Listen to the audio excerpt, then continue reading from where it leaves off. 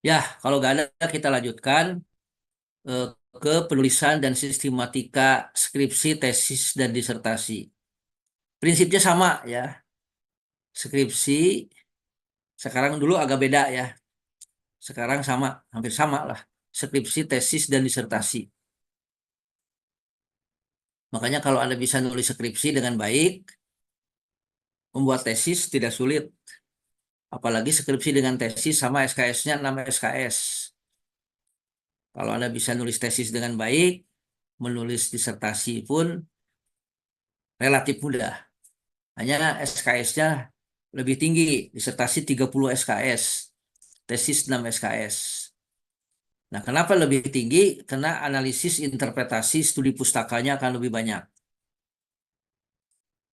Ya, dari segi halaman, skripsi sekitar 100 halamanan, 100-120, tesis sekitar 150-an, disertasi sekitar 200 halamanan, ya, 200, di atas 200 halaman.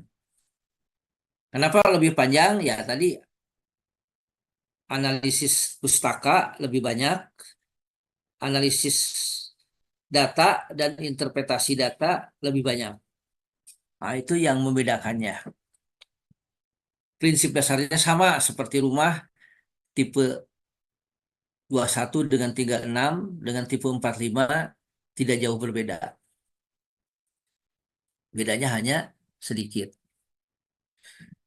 Nah, kalau kita lihat struktur sistematika dari skripsi, ada kata pengantar, ya, itu sebagai ya mengantar ucapan terima kasih dan lain sebagainya. Nah, Anda bisa dibaca contohnya, silakan. Kemudian juga ada abstrak, abstrak dalam bahasa Indonesia, abstrak dalam bahasa Inggris.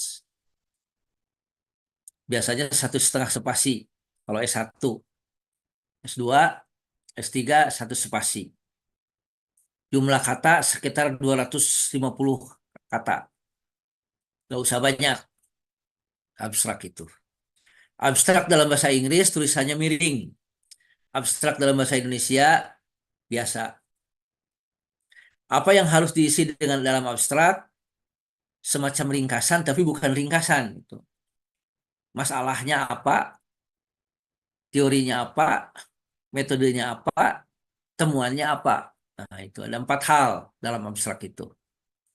Ya, apa yang dipermasalahkan?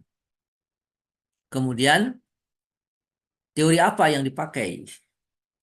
Metode apa? Dan temuan lapangan apa? Ya, temuannya atau kesimpulannya apa? Jadi gak banyak, cuma 200 kurang lebih ya 200-250 kata abstrak itu. Kemudian juga ada daftar isi. Ya, daftar isi harus sama dengan apa yang ditulis dengan halamannya. Jangan sampai daftar isinya ya misalnya bab 2 dalam daftar isi halaman 30, kenyataannya 32. Nah, banyak yang suka begitu karena tidak dikoreksi lagi. Kemudian kalau ada tabel, maka tabel juga ada daftar tabelnya. Tabel 1, 2, 3 apa? Ada gambar diagram, jadi daftar diagram. Kalau ada gambar juga daftar gambar, gambar A1, gambar 2, gambar 3, gambar 4, gambar apa. Juga daftar lampiran, lampiran yang dilampirkan itu apa saja. Nah, itu sebagai pendahuluannya dalam suatu skripsi, tesis, dan disertasi. Kalau memang tidak ada lampiran, ya tidak ada daftar lampiran. Kalau tidak ada gambar, tidak ada daftar gambar. Kalau tidak ada tabel, ya tidak ada daftar tabel. Ini sangat luwes gitu ya. Tapi kalau kita banyak tabel atau diagram, ya harus ada gambar. Tujuannya untuk apa? Memudahkan. Untuk memudahkan pembaca ya melihat di halaman berapa ya. Nah, itu sebagai apa?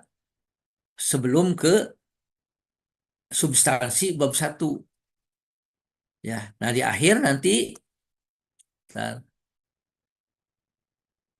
eh mana benar bab apa nggak bab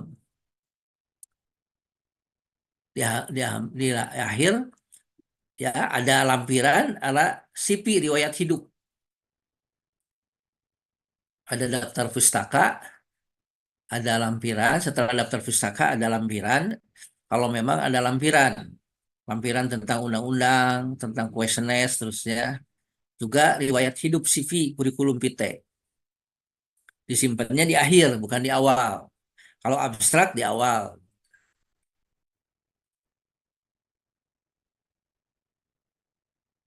Ya, ada pertanyaan dulu, boleh. Kalau ada yang mau nanya.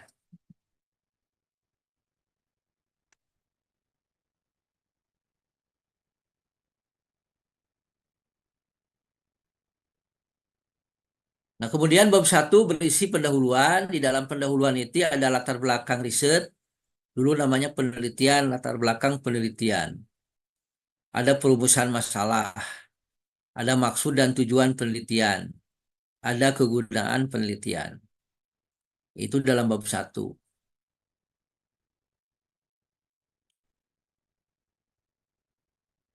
Dalam bab 2 tinjauan pustaka. Ya, terserah berapa, tergantung 21, 22, 23 ya. Dan kerangka pemikiran dan preposisi biasanya ya, tambahkan preposisi atau hanya kerangka pemikiran saja. Kemudian bab 3 metode penelitian atau metode riset ya. Metode penelitian atau metode riset, pendekatan penelitian atau riset, teknik pengumpulan data, teknik penentuan informan, teknik validitas data, teknik analisis data, lokasi dan waktu penelitian. Ya, nah silahkan dilihat lagi. Bab 4 hasil penelitian dan pembahasan. Ya, mengenai objek penelitian, gambaran umumnya ya digambarkan ya yang relevan, yang berhubungan. Kemudian baru hasil penelitian dan pembahasan. Nah, ini mencerminkan hasil penelitian dan pembahasan itu mencerminkan kerangka berpikir dan rumusan masalah. Jadi hasil penelitian dan pembahasan itu kalau rumusan masalahnya ada 4, maka hasil penelitian dan pembahasannya pun ada 4. Jadi nyambung begitu ya. Kemudian baru bab 5 simpulan dan saran.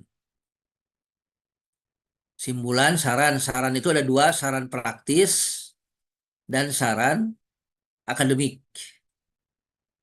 Baru daftar pustaka, lampiran, riwayat hidup begitu. Nah, persisnya bisa Anda lihat, jadi hanya mengingatkan saja. Mudah-mudahan jadi ingat kembali.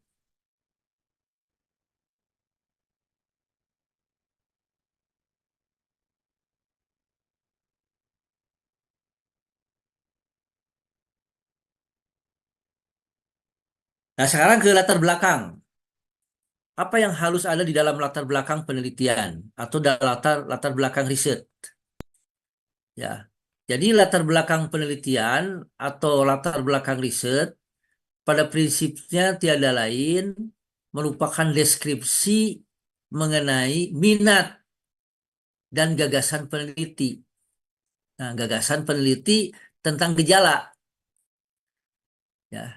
Gagasan penulis tentang gejala. Gagasan itu tidak akan sama. Objeknya sama, tapi gagasannya akan berbeda. Ya, misalnya Anda melihat ada peristiwa yang terjadi sekarang, pilkada di Jawa Barat. Calonnya misalnya atau di Kota Bandung, calonnya ada 4 misalnya. Nah, kita melihat sama-sama melihat, tapi gagasan kita, permasalahan kita, saya dengan Anda akan berbeda atau dengan yang lain berbeda. Ya, jadi gagasan itu, pikiran itu, masalah itu tidak sama ada di otak kita. Apa yang dipermasalahkan setiap orang akan berbeda mempermasalahkan suatu gejala meskipun gejalanya sama.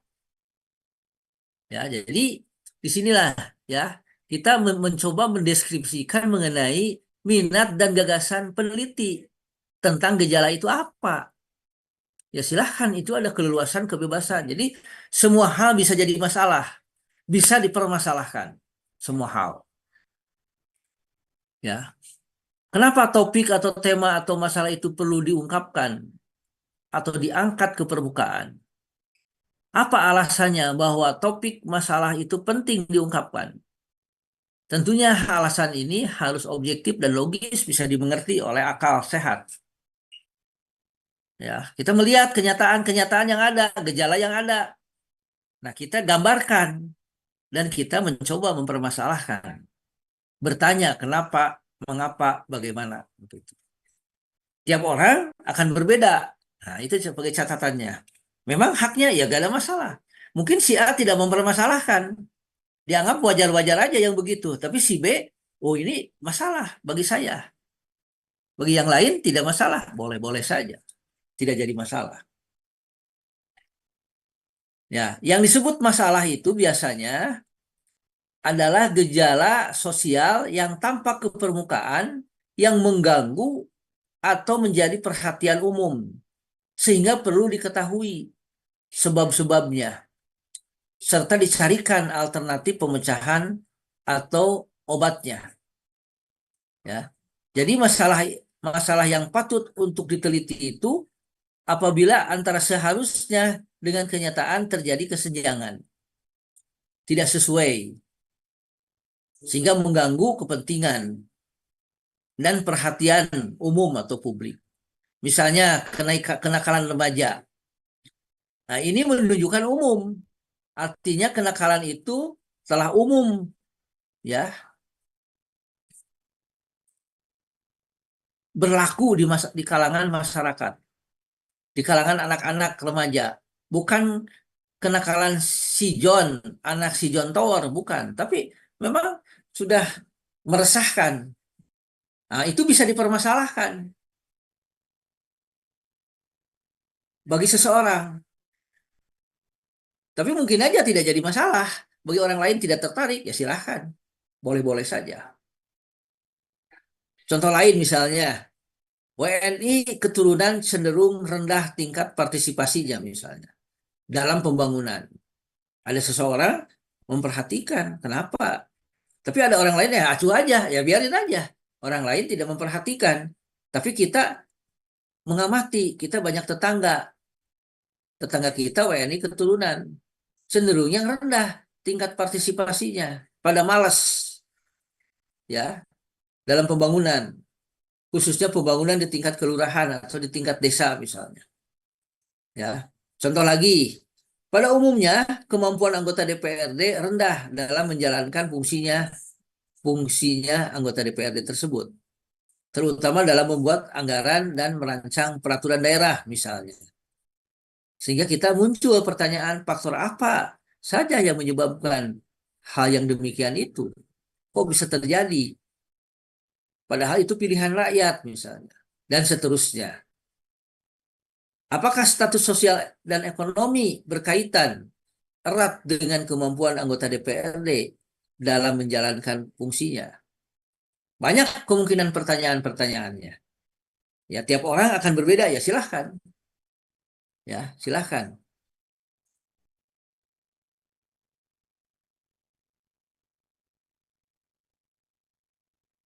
Minat dan gagasan pada mulanya merupakan suatu pertanyaan awal mengenai fenomena yang diamati, dan menarik perhatian peneliti. Pertanyaan awal tersebut muncul dalam pemikiran peneliti karena peneliti memiliki seperangkat teori yang dijadikan landasan pemikirannya. Nah, jadi biasanya orang itu akan mempermasalahkan tentang kemiskinan kalau dia itu punya perangkat teori kemiskinan. Akan mempermasalahkan pengangguran kalau dia itu punya wawasan teori tentang pengangguran. Ya, seseorang itu akan mempermasalahkan tentang pelayanan publik kalau dia itu mempunyai pengetahuan, wawasan atau teori tentang pelayanan publik dan seterusnya. Kalau kita kosong, ya acuh tak acuh saja, ya sulit untuk bertanya. Ya, jadi pertanyaan itu muncul biasanya kalau kita punya wawasan, perbandingan, pengetahuan, atau teori tentang X, maka dia akan bertanya tentang X. Ya, kenapa demikian? Karena suatu teori berisi penjelasan mengenai hubungan antar variabel. Nah, oleh karena itu bersifat generalis. Artinya berlakunya dalam ruang lingkup yang relatif luas. Jika peneliti memiliki seperangkat teori, kemudian mengamati fenomena-fenomena, maka pemahaman seperangkat teori tersebut dapat memungkinkan merangsang peneliti untuk memunculkan minat dan gagasannya dalam menyusun rancangan penelitian. Ya, begitu. Ya, makanya baca lagi teori-teorinya. Ya, teori-teori tentang apa ya? Sesuai dengan minat kita. Ya, kita tertarik dengan otonomi, ya bacalah banyak teori otonomi, wawasan itu. Baru lihat kenyataan, sehingga muncul pertanyaan, kenapa, bagaimana, apa, dan seterusnya. Ya, nah sebagai pengantar dulu, itu di dalam latar belakang penelitian. Silahkan kalau ada pertanyaan, biar gak ngantuk.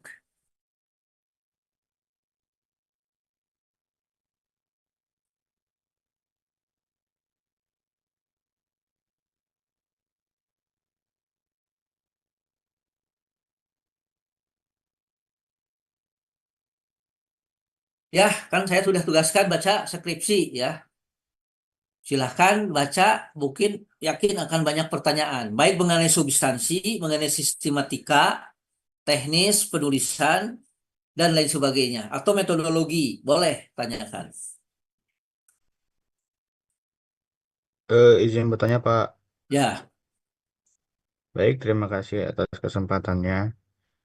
Ini Pak, saya tuh sempat baca-baca juga terkait beberapa skripsi dari kakak tingkat yang sudah lulus. Pun sudah beberapa kali ngobrol lah dengan beberapa cutting yang sedang mengerjakan skripsi dan juga yang sudah lulus gitu Pak. Nah, bagus nanya gitu ya. Bagus itu ya, contoh ya. Nah, jadi Anda nah, nanya kepada yang sedang nulis skripsi dan yang sudah lulus ya. Nah, nanti ya Pak. tanyakan lagi kepada saya, boleh, bagus itu. Terus, Nah, terkait latar belakang Pak. Jadi dari setiap bab, kalau berdasarkan keterangan ya dari kakak tingkat ya Pak, salah satu bagian yang cukup sulit gitu Pak. Bahkan istilahnya sering revisi gitu kan, karena mungkin dari ya bagaimana melihat sebuah gejala tersebut yang memang diangkat dalam sebuah skripsi. Mungkin latar belakang itu kan menarik ke belakangnya ya, mungkin latar belakangnya tuh bisa sejauh apa sih Pak? Atau misalkan prinsip dasarnya mungkin seperti buat makalah.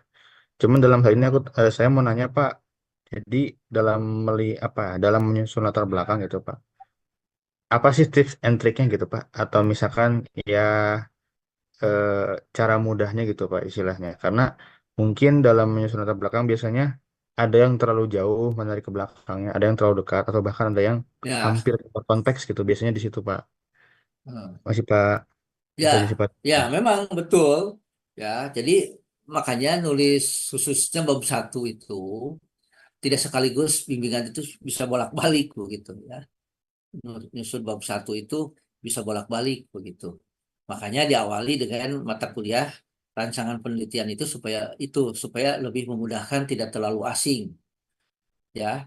Kemudian Anda suruh baca skripsi, diskusi, dan sebagainya, kemudian mencoba aja, Anda tidak akan langsung ACC gitu. Mesti bolak-balik begitu. Paling tidak 3 kali ya berkonsultasi kepada pembimbing yang berkaitan dengan bab satu ini begitu ya. Jadi ya trik dasar pengalaman saya sendiri ya, yang tadi pertama, jelas dulu minatnya dulu. Eh, yang Anda senangi itu apa? Anda mau mengembangkan apa? Ya. Oh, saya mau mengembangkan otonomi daerah misalnya. Bukan kebijakan publik, bukan pemberdayaan masyarakat. dan lain sebagainya. Ya, pertama ya banyak baca dulu teori-teori tentang kebijakan publik, tentang otonomi daerah. Ya, dulu pernah belajar mata kuliah sistem pemerintahan daerah atau misalnya atau mata kuliah lain. Ya, dibaca lagi, beli bukunya, fotokopi, pinjam, baca perpustakaan. Nah, kemudian setelah itu ya lihat contoh skripsi orang lain yang temanya sama. Gimana? Nah, kemudian coba, kemudian bimbingan, tanya ke dosen yang bersangkutan. Ya, apa sudah benar ini? Sudah nyambung dan lain sebagainya. Ya, nah itu pengalaman saya begitu. Ya, yang jelas belum temukan orang yang langsung menulis langsung ACC. Ya, baik waktu S1, S2 maupun S3. Selalu bolak-balik. Itu alamiahnya menulis skripsi, tesis maupun disertasi. Ya, jadi memang agak sulit, ya. Tetapi kesulitan ini bisa diatasi dengan ketekunan. Ya, artinya tidak mungkin selesai dalam waktu satu kali, berbolak-balik gitu. Ya, membaca dan seterusnya. Nah, dengan cara itulah kita bisa menyelesaikan suatu skripsi. Saya kira itu, ya, pengalaman saya begitu. Ya, Baik, sesulit Pak. apapun akhirnya bisa diatasi. Dan tidak ada orang yang nulis skripsi langsung jadi sekaligus tanpa bimbingan. Itu aja rumusnya. Banyak, makanya Anda bagus banyak lihat baca skripsi kakak kelas yang sedang nyusun atau gimana yang sudah lulus, ya itu manfaatkan. Lalu nanti konsultasi dengan pembimbing atau dengan dosen lain dan lain sebagainya. Ya, terus menerus akhirnya yang tadinya sulit jadi mudah, yang tadinya tidak mengerti jadi mengerti. Ya, silakan ada lagi. Baik, Pak. Hatur nuhun, Pak. Jawabannya, Pak. Ya, silakan yang lain.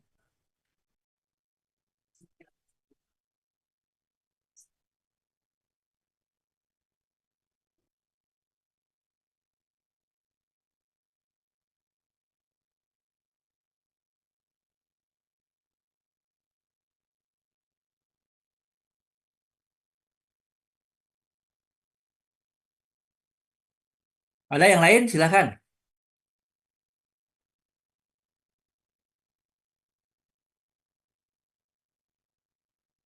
Masa Anda baca skripsi tidak ada yang mau nanya?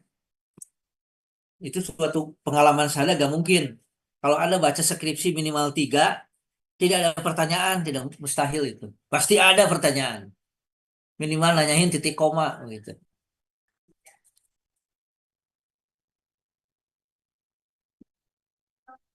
Ya, silakan. Kalau tidak ada ya tutup aja saya sampai di sini. Soalnya percuma, ya. Kalau mengajari penulisan karya ilmiah tapi tidak Anda membaca, tidak mencoba, tidak bertanya, percuma kalau capek sayanya, ya, tidak menghasilkan apa-apa. Karena nulis skripsi itu perlu baca, baca buku, baca teori, baca skripsi, diskusi dengan teman, dengan siapa saja, dan juga diskusi dengan saya. Baru ada kemajuan. Kalau hanya ngomong aja saya begitu, tidak akan maju-maju begitu. Ya, soalnya harus dicoba, harus dilihat, ditanyakan, dan dicoba begitu.